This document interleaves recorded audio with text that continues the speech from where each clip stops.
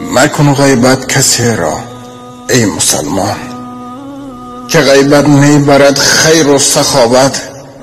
زبانت حفظ کن از لفظ ناپاک، که باشید در امان روز قیامت. خداوند امر کرد بر بنده خود که کل مؤمنان هستند برابر.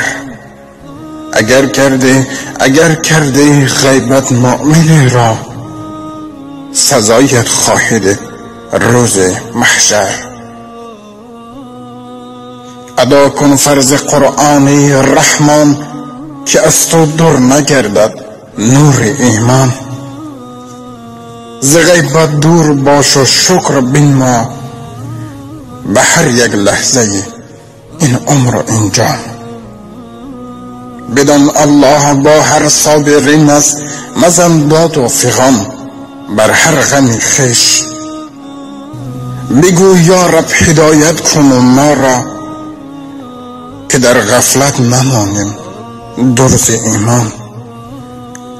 امید بنگر به عالم تو امروز، نه انصاف ماند و مؤمن دلسوز. مکن در حق کس هیچگاه غیبت، که در آخر مخوری صد افسوس. مکن غیبت کسی را ای مسلمان،